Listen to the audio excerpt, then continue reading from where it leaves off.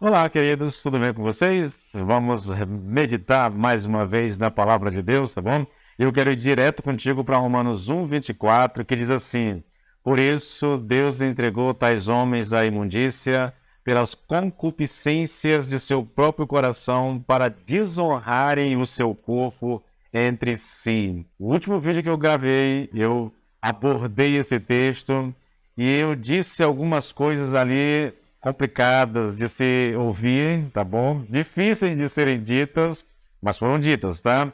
Eu falei que a palavra entregar aqui, usada por Paulo, ela tem o sentido de entregar nas mãos de outro, entende? E aí o texto ficou assim, porque a humanidade rejeitou o conhecimento de Deus, ele entregou a humanidade nas mãos da imundícia, para que a humanidade praticasse todo tipo de pecado sexual. E ele fez isso, essa entrega se deu pelas concupiscências do próprio coração, queridos.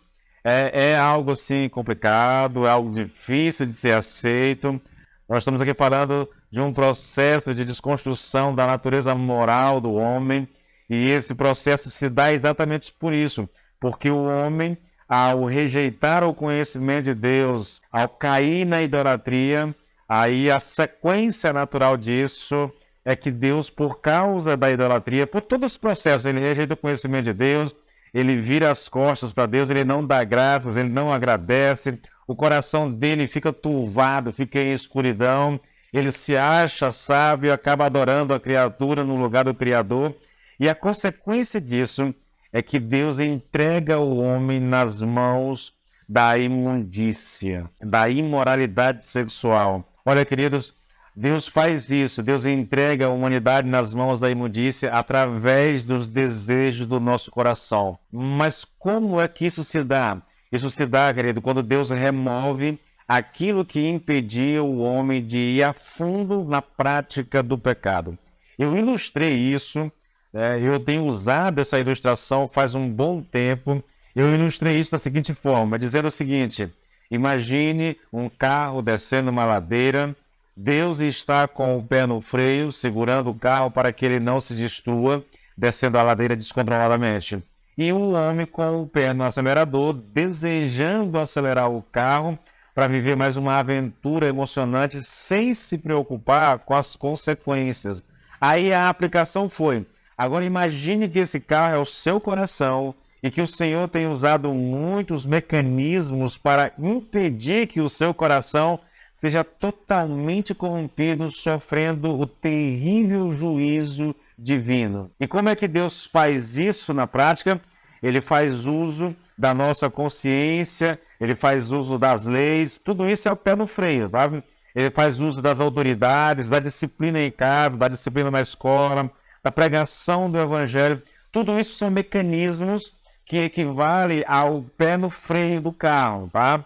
É Deus segurando o carro, é Deus segurando a corrupção do nosso coração para que a gente não se autodestrua. A ideia é muito simples, querido, porque a humanidade rejeitou a ajuda de Deus, por isso ele tirou o pé do freio e agora esse homem está livre para continuar acelerando rumo à sua própria destruição. E eu disse a vocês, é assim que se manifesta a ira de Deus. Eu sei que essa é uma verdade difícil. O que torna isso mais difícil é o fato de que não se prega mais a respeito dessas questões. Nos púlpitos hoje do Brasil, nós não ouvimos mais esse tipo de pregação a respeito da ira de Deus, do homem rejeitando o conhecimento de Deus, do homem virando as costas para Deus e se transformando no seu próprio Deus ou criando o seu próprio Deus. E como consequência natural, querido, desse processo, Deus entrega o homem aos desejos do seu próprio coração. Deus libera o homem, tira os freios do coração do homem para que ele mergulhe profundamente na corrupção e na imoralidade do seu coração. Eu tenho consciência que isso é difícil e eu quero te mostrar, quero te provar que eu não estou falando nenhuma bobagem, que eu não estou exagerando na interpretação, mas que na verdade isso é um ensino bíblico, tá? E eu vou citar dois textos como prova do que eu estou te falando. Eu vou citar um texto que está no Velho Testamento. Aí eu convido você para abrir no Salmo 81, se você quiser acompanhar depois, no versículo 8 até o 12, onde o texto diz assim: meu povo, ouça com atenção os meus conselhos e as minhas ordens. Quem dera vocês me escutassem, ó Israel. De maneira alguma vocês devem adorar outros deuses ou ter imagem de deuses falsos em seus lares. Eu sou o Senhor, o seu Deus, que tirei Israel da terra do Egito. Ainda hoje sou capaz de lhes dar tudo o que vocês quiserem. No entanto, e aqui está a parte trágica, queridos, no entanto, o meu povo não me quis dar ouvidos. Israel não quis obedecer-me. Por isso, vou deixar os israelitas teimosos fazerem sua própria vontade e seguirem seus próprios caminhos errados. Olha que texto forte, queridos. Olha como isso soa de uma forma desagradável, ao mesmo tempo que soa de forma assim terrível, sabe? Soa de forma dolorosa. Eu imagino Deus, eu imagino o Senhor sofrendo, queridos, com essa atitude do seu próprio povo, né? O Senhor diz: olha, não façam imagens, não encham suas casas com imagens, não façam deuses falsos e coloquem isso nos seus lares. Me obedeçam, atentem para o que eu estou falando. Mas, no entanto, mesmo Deus fazendo isso, alertando o povo, falando ao povo para não fazer isso através dos profetas e de homens de Deus, né? Mesmo assim, a palavra diz que os israelitas não quiseram obedecer a Deus.